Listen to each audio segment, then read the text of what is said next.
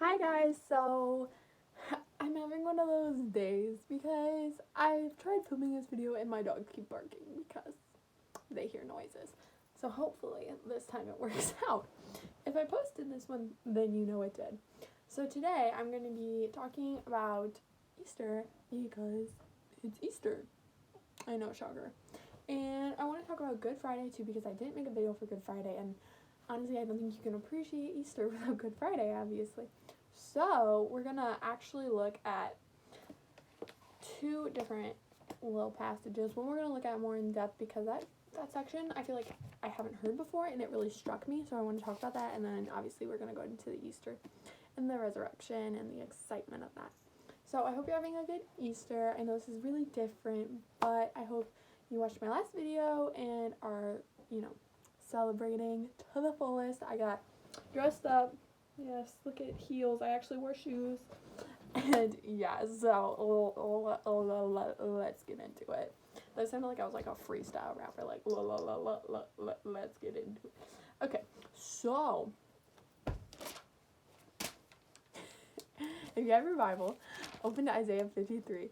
So that's where we talked about on at my church on Good Friday. We talked about this chapter, and this chapter just hit me hard. So I know it's not a gospel, so you're like, that doesn't make sense. Why is it talking about the crucifixion?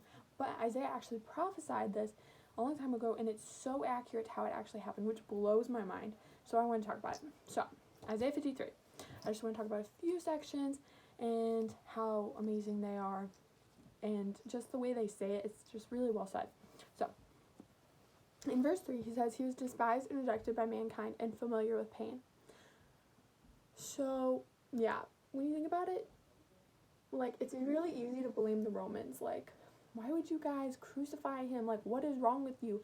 I mean, I've thought that, but, I mean, when you think about it, we're just as much to blame because we're the reason he was there. We're the reason he did it. Like, we can't blame the Romans because we're the reason he was there. He wouldn't have been doing it if it wasn't for us. So, the next part I want to talk about is in verse 5, kind of like what I was just saying. It says, "But he was pierced for our transgressions. It is our fault that he was there. We are the reason he was on the cross, The punishment that brought us peace was on him, and by his wounds we are healed." It's crazy to think about the pain that Jesus went through. I remember watching Good Friday services as a kid and be like, why are we happy about this? Like, this is awful. Like, he is going through so much pain. Like, what is wrong with us? Why are we so happy about this? Because I didn't understand the greater meaning about, like, what was happening and how much God had a plan, okay? So, when you think about it, the pain he went through was awful. Like, it's easy to be like, yeah, he was on the cross. But, like, it was so bad. He was beaten awful. The crown of thorns, oh my gosh, like, yes, it makes it really, like, an aesthetically pleasing picture on your Instagram story when you write "he is risen" underneath it. But it's more than that, okay? The crown of thorns, have you ever pricked your finger on a thorn? I work at a garden center, and I have touched my hand on a thorn, and it hurts. It hurts real bad, okay? Imagine that on your head as a crown. I would be bawling my eyes out in pain, and Jesus didn't even say anything about it. Have you ever, like, stepped on a nail or, dealt with any nails? I have. I've been redoing my closet, okay? I did not want a nail going through my hand, like, going through it, piercing me to wood. Can we just take a moment, okay? He went through that pain for us. Because we were messed up, he did that. Does that make sense? No. Okay. Next. He was led like a lamb to the slaughter, and as a sheep before its shearer is silent, so he did not open his mouth. Like I was saying, he didn't say a thing about it. He didn't go like, haha, joke's on you, I'm gonna be alive in 3 days, like, ba-bam, ba-bam. No, he was just silent. Because he knew. He didn't need them to, like, hear him, be like, haha, I'm the best. No, he was just quiet. Because he knew what was going to happen in 3 days. Also, so when I was reading this, I started thinking of the book Charlotte's Web. I remember reading that book and being like, oh my gosh, like, That's crazy. Like, when you think about it, like, I remember watching shows Web and crying. I was like, oh my gosh, look at that pig. Like, he's gonna go die. Like, that's so sad. But then I eat bacon every, like, week, and I'm like, oh my gosh, I really can't be crying over that. So in the same way that I'm all sad about, Jesus doing this, I'm like, I'm the reason that he's dead. Like, I am eating the bacon when I enjoy my salvation. That might be a weird metaphor, but I'm weird, so. Anyways. He was assigned, okay, this is verse 9 now. He was assigned a grave with the wicked and with the rich in his death, though he had done no violence, nor was any deceit in his mouth. He was completely blameless. Have you ever, like, tried to figure that out? Like, I sin basically every second of my life. Like, okay, maybe that's a bit of an exaggeration, but I sin constantly. Like, I was born into sin. Like, it's who I've been from the beginning. Like, and Jesus never sinned. Never. Like, how can you even, I can't even get my mind around that. I'm like, how could you not be jealous? How could you not be greedy? How could you not, like, the list goes on and on. Then in verse 11, after he has suffered, he will see the light of life and be satisfied. By his knowledge, my righteous servant will justify many, and he will bear their iniquities.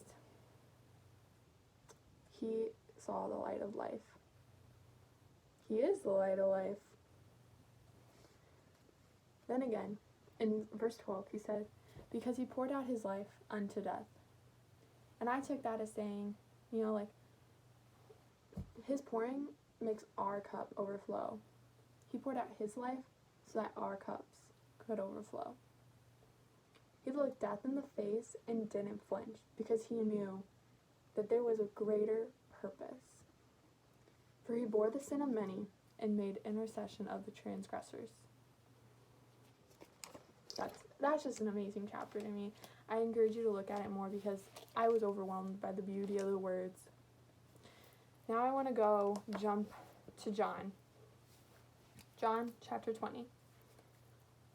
After Jesus had been buried, after all that suffering, the world seemed dark, especially to Mary Magdalene. I mean, Jesus gave Mary a purpose. Jesus, just in the same way that Jesus gives us purpose, he gave Mary her purpose, and she was so discouraged. Like, she saw him be crucified. Like, I talked about how brutal the pain he went through. Like, she saw that. Don't mind my dog. And she saw that, and she felt so dark. She was in such a dark place. And then Jesus appears to her. Can you imagine? Like, you thought he was dead, and then he appears to you. He asked her, "Woman, why are you crying? Who is it you are looking for?" Thinking he was the gardener, she said, "Sir, if you have carried him away, tell me where you have put him, and I will get him." Jesus said to her, "Mary." She turned toward him and cried out in Aramaic, Rabboni, I don't know how to say that word, which means teacher. Jesus said, "Do not hold on to me, for I have not yet ascended to the Father. Go instead to my brothers and tell them, I am ascending to my Father and your Father, to my God and your God." Mary Magdalene went to the disciples with the news, "I have seen the Lord." And she told them that he had said these things to her. In the same way that Jesus appeared to Mary, I hope that he appears to you today. I know that we might be in the same dark place that Mary is feeling, but just think about what he did for you. Think about the pain that he went through. Think about how he was silent before his slaughterer. Think about the fact that he didn't care the pain he went through because he loves you. He loves you so much. And live in joy because he shows himself to you every single day, even in quarantine. You might feel alone, but you're not alone. Jesus is always with you, and he will reveal himself to you if you just open your eyes like Mary did, and you will see the Lord, and there will be light. In the same way that Jesus saw the light of life, you will see the light of life as well.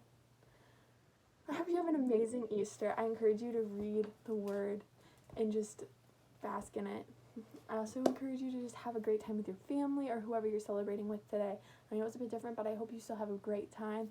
And yeah, I am so grateful for you all. I'm praying that you all are doing well and staying safe and healthy. And have a great day, guys. Happy Easter. Bye.